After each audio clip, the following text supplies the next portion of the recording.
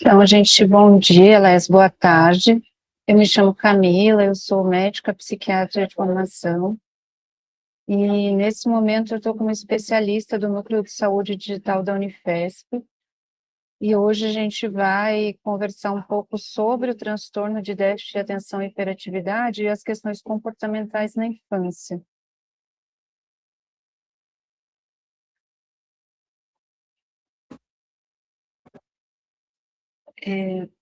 Só para começar um pouco a discussão, né, falando de prevalência, o TDAH, que é o transtorno de déficit de atenção e hiperatividade, ele tem mais ou menos 6% de epidemiologia na infância.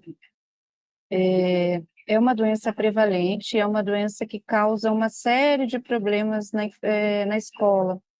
Geralmente a gente é acionado porque as escolas reclamam que as crianças não param, que as crianças não conseguem prestar atenção, que as crianças brigam com os coleguinhas.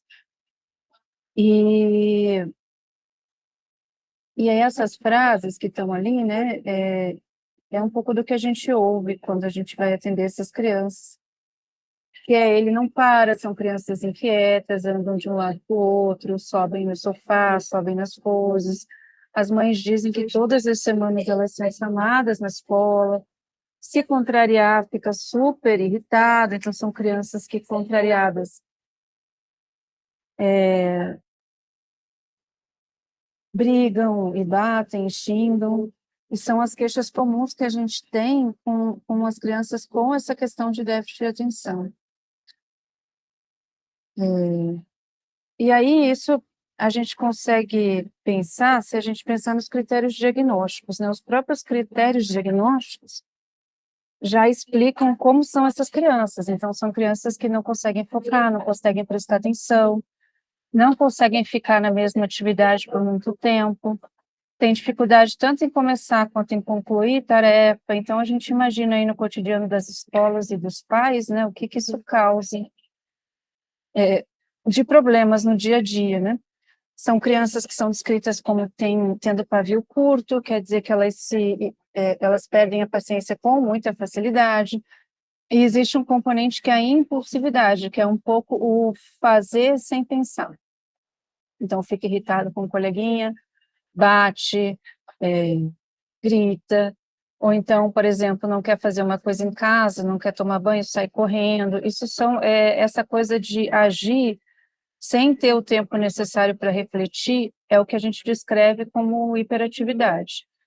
E na sala de aula, isso se reflete com crianças que não ficam paradas, que correm o tempo todo, que não conseguem prestar atenção e que também atrapalham os coleguinhas, porque eles ficam pedindo coisas, eles ficam importunando os colegas, eles ficam fazendo brincadeira fora de hora, eles ficam interrompendo a aula quando não é o momento. E isso atrapalha a condução das aulas.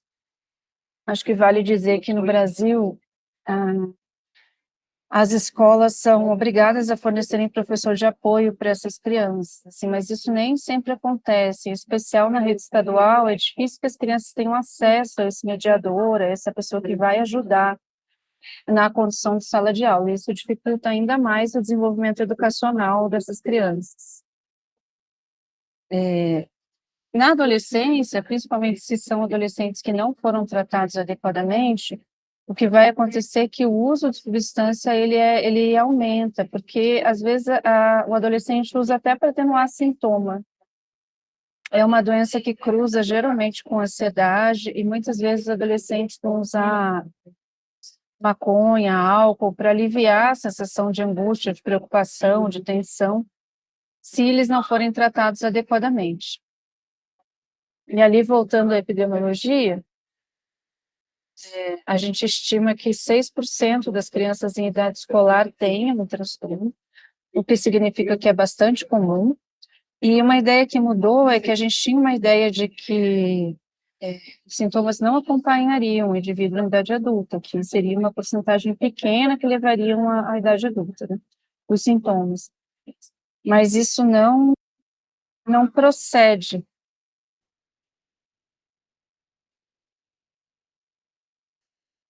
Os sintomas a maioria das pessoas leva os sintomas para a idade adulta. E isso é comum, às vezes, você vê na história das pessoas, né? As pessoas dizem que, porque eu sempre fui chamado de burro. Acaba que não tratando gera muito prejuízo, né? São pessoas que ficam com autoestima muito baixa, que têm a sensação de não serem, não terem sucesso na execução de tarefas, e são chamadas de burros pelos colegas.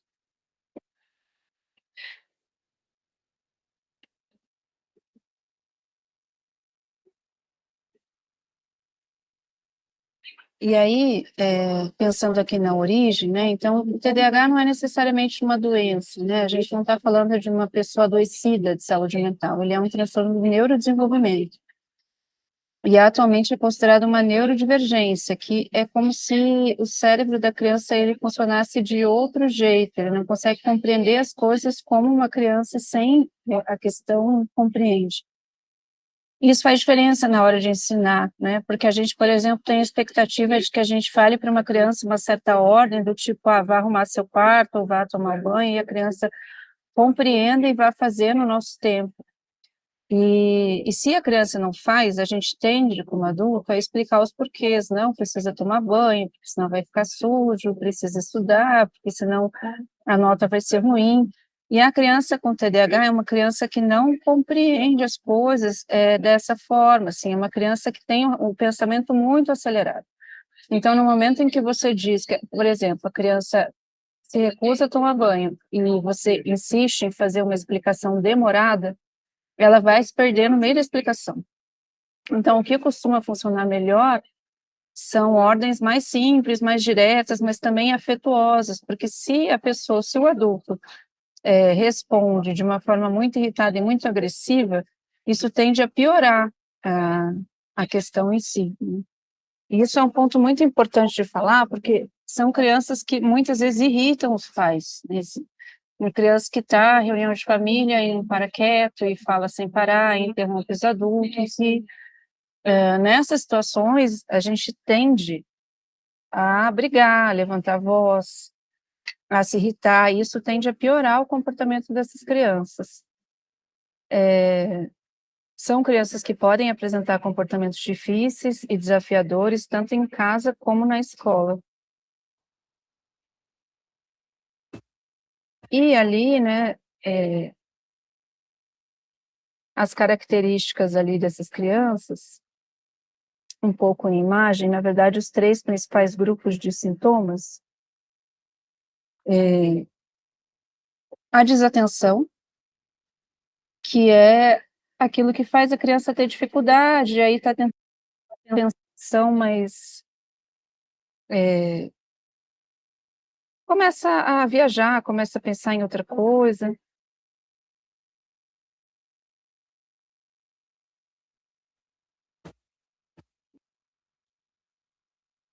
Começa a devanear, começa a sonhar, quando vê, já passou e o professor está lá, já passou a aula e a criança, enfim, não conseguiu prestar atenção.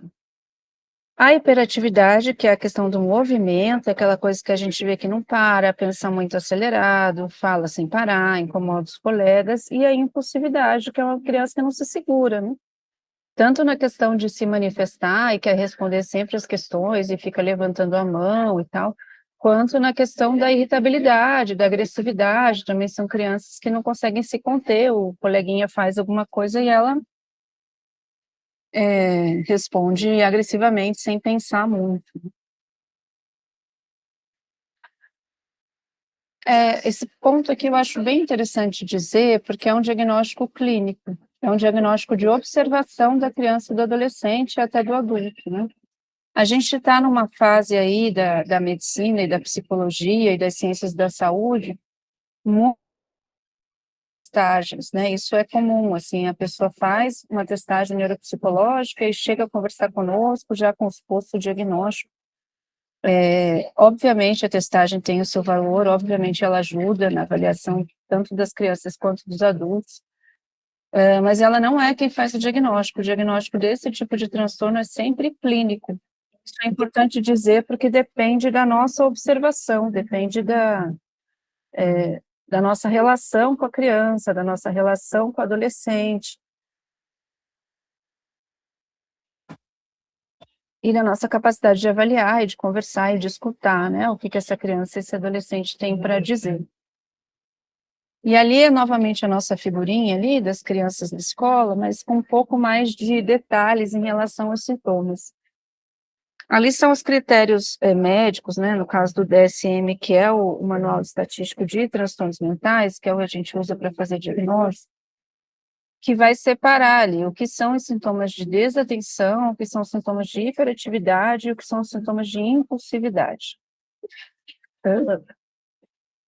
Basicamente, o DSM define 18 sintomas, 9 deles são de desatenção, 6 são de hiperatividade e 3 são de impulsividade. Então, ali, indo devagar, ali os critérios de desatenção, comete erros por descuido, aí a criança vai fazer a prova, não consegue, não presta atenção no enunciado, é o clássico da pergunta que questiona qual é a incorreta, e aí a criança marca a correta, né, porque não presta atenção que tem um não ali, né, tem dificuldade em manter a atenção, né, boa tarde, estou respondendo aqui a mensagem do chat. Tem dificuldade em manter a atenção por um tempo prolongado, então quanto mais burocrática a coisa, quanto menos a criança se interessar pela matéria, mais ela vai ter dificuldade em manter a atenção a longo prazo. Essa questão é uma coisa que irrita muitos pais, que parece não ouvir quando falam com ele, então chama o nome e está fazendo outra coisa, se distrai, não consegue ouvir. Não segue as instruções, então isso também é um clássico em adultos, né? Você fala, por favor, pegue essa roupa e leve até a área de serviço, e aí no meio do caminho a pessoa encontra o gato que sujou o sofá e aí precisa limpar e esquece da roupa. Então, são pessoas com dificuldades de seguir uma sequência de tarefas, né? Não segue instruções, né? Dificuldade em organizar as tarefas, essa questão de organizar o horário, o início, o tempo de execução, né? Colocar o que é prioritário. A pessoa com TDAH tem muita dificuldade de definir o que é prioritário. E aí ela tenta fazer várias coisas ao mesmo tempo e acaba que não termina a maioria das tarefas.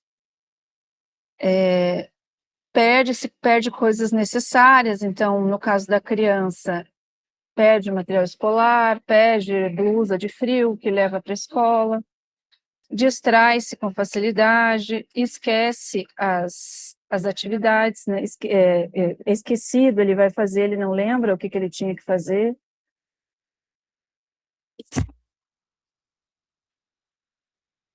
E ele fica devaneando na escola, enfim, fica cheio de dificuldade de se concentrar, né? Uma aula mais longa. Ali os critérios, e aí os critérios de hiperatividade já são os critérios motores. Na verdade, assim, os critérios de desatenção, né, os sintomas de desatenção, eles atrapalham muito pouco as pessoas, e os pais, e os professores. Existe pouca queixa de desatenção, quando chega para nós, né? A grande queixa são os sintomas hiperativos, porque são os sintomas que impactam nas outras pessoas e que trazem uma certa queixa, um certo incômodo dos pais e dos professores. Então, a criança fica se mexendo na cadeira, fica batendo o pé, fica remexendo as mãos. Isso na criança e no adulto, tá? Eu tenho certeza que vocês talvez se identifiquem com alguns desses sintomas, né?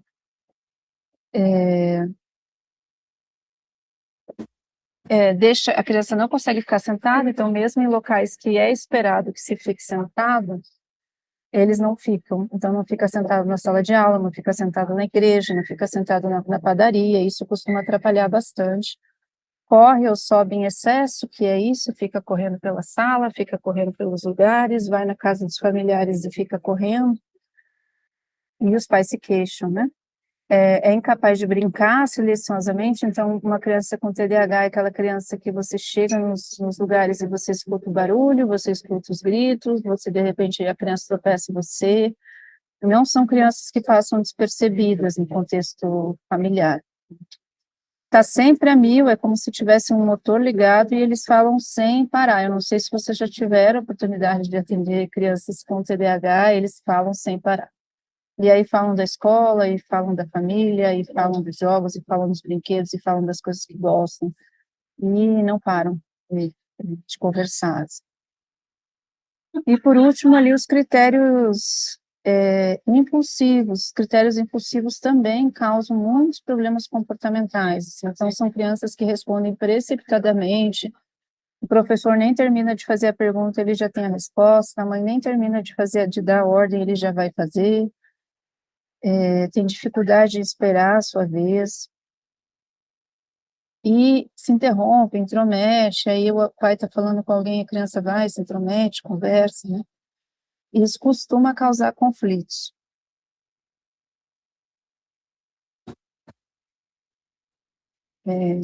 E aí, falando de tratamento, né, assim, é importante tratar para garantir o bem-estar e para garantir a progressão escolar, né? Tratar não quer dizer que a gente vai usar a medicação, acho que existe a possibilidade da medicação, mas também existe a possibilidade de um apoio pedagógico, de um suporte familiar, de um apoio parental, para tentar ajudar essas crianças a terem uma certa organização do pensamento. Existem medicações para tratar, nós conhecemos a maioria, então o metilfenidato ali é a Ritalina, a famosa Ritalina, a lisdexanfetamina é o Venvance, que também é usado como droga de abuso. O Venvance, tanto o Venvance quanto a Ritalina, tem uma venda ilegal das medicações, elas são usadas por universitários para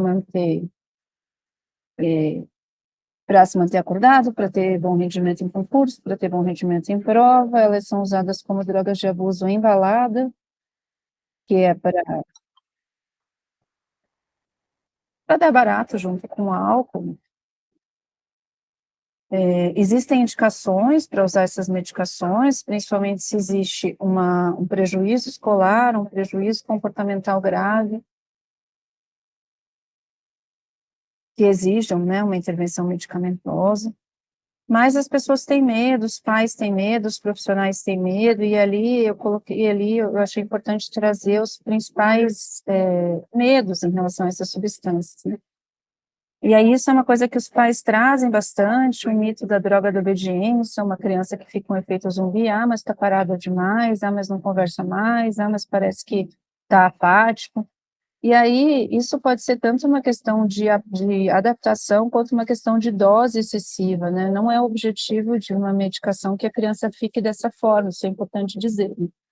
Então, é um efeito que é corrigível, geralmente com ajuste de dose, e a gente não tem a expectativa que a criança fique zumbi, a criança é para ser criança, e a medicação tem que auxiliar, aí, principalmente na questão do desempenho escolar, né?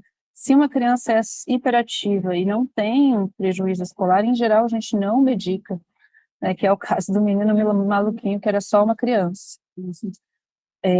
Em geral, na infância, o uso de medicação está associado ao prejuízo escolar. O medo da dependência. Então, como são drogas estimulantes e tem essa história de abuso, né? Tanto do Venvance como da Ritalina, os pais ficam com medo, acham que vão viciar. Essa questão dos pais, né, em relação a achar que medicações psiquiátricas na infância causam vício, dependência, isso é muito comum, assim, com todas as medicações, incluindo antidepressivos, incluindo antipsicóticos. Tem algumas situações de depressão na infância que os pais não querem dar o remédio porque acham que vai viciar, então acho importante esclarecer que a maioria das medicações não causa dependência, e isso inclui os antipsicóticos, os estabilizadores, os antidepressivos. As anfetaminas, que é o caso da Ritalina e do Venvance, têm um potencial de dependência muito pequeno, e, na verdade, estatisticamente, pelos estudos, eles, na verdade, reduzem a dependência. Porque os adolescentes com TDAH são adolescentes que acabam usando substâncias para aliviar os sintomas. Então, usa álcool, usa maconha, usam outras drogas, e é esclarecido pelos estudos que o uso das anfetaminas diminui essa dependência química na adolescência, na verdade. Então, ele não aumenta, ele diminui. Os efeitos colaterais, isso é administrável, né? Assim, toda medicação tem efeitos colaterais, principalmente no seu início. Mas a gente precisa esclarecer os pais para que eles não fiquem assustados com esses efeitos. Então, por exemplo, a Ritalina perde a fome. Isso é muito, parei de dar porque ele não comia mais nada. Porque estava perdendo peso. É uma boa medicação para crianças que estão acima do peso, que têm uma questão hiperativa, mas estão acima do peso. Muitas vezes a impulsividade ela se traduz em compulsão alimentar. E o uso da Ritalina acaba que e do Venvanse, nesses casos específicos, acaba associando o efeito colateral da perda de apetite como um efeito terapêutico em crianças obesas. Mas em crianças mais magras, às vezes é melhor usar outras medicações para tentar controlar os sintomas. Também acho importante dizer aqui que a Ritalina e o Venvanse, eles ajudam os comportamentos hiperativos, que são aqueles que incomodam os pais, os professores, mas eles ajudam muito mais na desatenção. Os antipsicóticos atípicos, como a risperidona e o aripiprazol, eles são muito mais efetivos no controle de sintomas comportamentais. Então, também existe uma escolha adequada de qual medicação a gente vai usar, dependendo da situação da criança. Eu citei ali a atomoxetina, mas também não falei sobre ela. A atomoxetina foi lançada no Brasil há 3 anos, ela já existia na Europa, ela veio para nós em 2023. E ela é um antidepressivo, na verdade, que tem um efeito na noradrenalina, ela é classificada como antidepressivo, mas ela não tem muito efeito antidepressivo real, ela tem um efeito na concentração e no foco. Ela aproximadamente tem 70% do efeito da Ritalina e do Venvanse. Ela não é a primeira escolha, então acho interessante dizer isso, porque muitas pessoas se questionam, bom, se tem a tamoxetina, por que a gente vai usar, por exemplo, a lisdexanfetamina ou a Ritalina, né, ou o metilfenidato? Mas, na verdade, é porque a tamoxetina não tem o mesmo efeito terapêutico, então existe também uma indicação, enfim, razões para a gente escolher ou uma ou outra. A tamoxetina tem muito a ver com diminuição de efeito colateral, né? De fato, ela faz menos efeito colateral e ela é preferida nesses casos de crianças com comorbidades, crianças muito ansiosas, crianças deprimidas. E ali os outros efeitos colaterais do metilfenidato e das anfetaminas, da lisdexanfetamina, eles podem provocar insônia, mas isso tem a ver com o horário que é administrado. Essas medicações, tanto o metilfenidato quanto a lisdexanfetamina, elas têm tempos de duração. O metilfenidato ele tem 3 versões, uma simples, que o efeito são 4 horas depois, que a gente usa só em turno escolar, então a criança estuda de manhã, a gente dá antes de ir para a escola. Existem versões de 9 horas, que duram manhã e tarde, e existem versões de 12 horas, que fazem liberação lenta. A lisdexanfetamina dura 12 horas. Então, dependendo da formulação da medicação, a pessoa vai precisar ver que horário ela vai dar para a criança, para não afetar o sono. A lisdexanfetamina, por exemplo, né, que o nome comercial é Venvanse, de referência, se for dado meio-dia, a criança não vai dormir antes da meia-noite, porque ele tem uma duração de 12 horas. Então, esse é o cuidado que se precisa ter. E existe uma interferência no crescimento que é muito temporária, ela pode desacelerar a curva de crescimento e depois isso segue normalmente, enfim, isso tem que ser acompanhado pelo pediatra ou pelo médico que assiste a criança, mas não é um impeditivo do uso de medicação. Existe uma contraindicação caso existam problemas cardiológicos, aí a gente precisa de avaliação do cardiologista, mas ainda assim é uma medicação segura, né? O metilfenidato, por exemplo, pode ser usado inclusive em gestantes, é uma medicação segura, com perfil farmacológico seguro. E existe, obviamente, a medicalização da infância, a gente não vai tratar todo problema de comportamento com medicação. Inclusive, as escolas não estão habilitadas para a maioria das diferenças entre as crianças. A escola, ela espera uma criança padrão, que consiga prestar atenção, consiga se comportar, tem um bom rendimento, tem uma boa interação com os colegas, mas as crianças têm as suas individualidades, e nem toda individualidade precisa ser medicada. E certamente, para pensar em medicar, a gente precisa fazer essa avaliação correta da criança. E aí, Aline, antes da gente pensar em medicação, essas crianças especialmente, mas todas as crianças, precisam de rotina. A criança é um ser que aprende a partir da rotina. precisa de rotina previsível, precisa de rotina regular, precisa ir na escola todos os dias no mesmo horário, precisa dormir no mesmo horário, precisa comer no mesmo horário. E não adianta estabelecer um limite, uma regra de uma forma excessivamente dura. O que vai acontecer se a gente for duro demais é que a gente vai assustar a criança, mas não vai ter bom resultado. A criança não tem que ter medo da gente, ela tem que ter respeito por isso. E aí precisa ter uma regra clara, direta, mas também uma regra firme. A gente precisa ter firmeza, mas com afeto, sem ir para agressividade, porque isso não costuma produzir boas coisas na educação infantil. Tem uma questão ali da hiperatividade, o uso de doces piora bastante. Então, crianças, a gente costuma evitar esses consumos excessivos. A dieta mediterrânea, que é baseada em peixes, enfim, ela é uma dieta que ajuda também a melhorar o comportamento da criança. E aí, retomando que as punições excessivas, ou até a liberdade excessiva, não costumam funcionar. Essas crianças precisam de disciplina, mais de uma disciplina que é ofertada com afeto, que é ofertada com firmeza, com clareza, sem agressividade. O que acontece é que quando os pais entram em conflito, o conflito escala, ele aumenta de tamanho, porque aí a criança se recusa a fazer a tarefa de casa.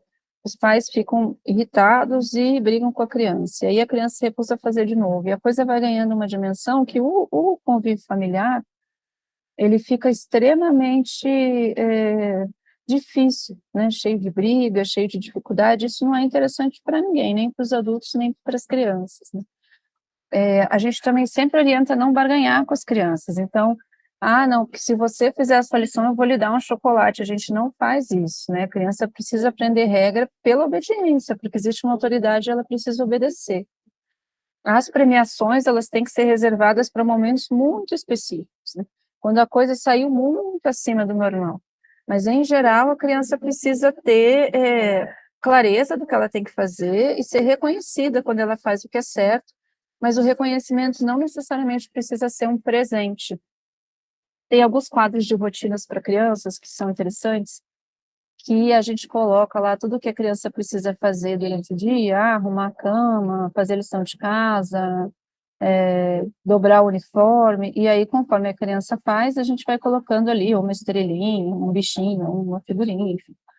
Algo que demonstre para a criança que isso está sendo reconhecido, mas que não ensine que ela só vai fazer as coisas se ela tiver alguma coisa em troca, né? Isso também não é positivo no desenvolvimento infantil. Esse público infantil é um público que precisa desse diálogo aberto, que precisa estar à escola conversando com os profissionais, com a família, né? Crianças, a gente nunca atende só as crianças, a gente sempre vai atender tudo aquilo que está em torno dessa criança. Até para ver que, muitas vezes, assim, não adianta a medicação se a escola não é capaz de ajudar a criança naquilo que ela precisa, ou se os pais não estão conseguindo dar as ordens do jeito que deveriam. Então, sempre é um acompanhamento multiprofissional.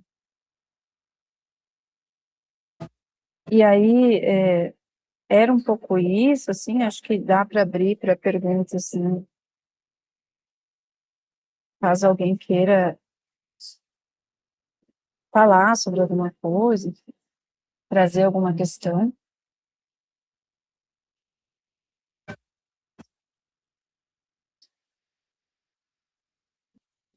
E aí, bom, lembrando aí que o núcleo segue à disposição, a gente está disponível tanto para conversar sobre essas situações, quanto para atender conjuntamente, caso alguém precise, caso alguém tenha necessidade, é só nos acessar. Muito obrigada pela atenção, um abraço, boa tarde.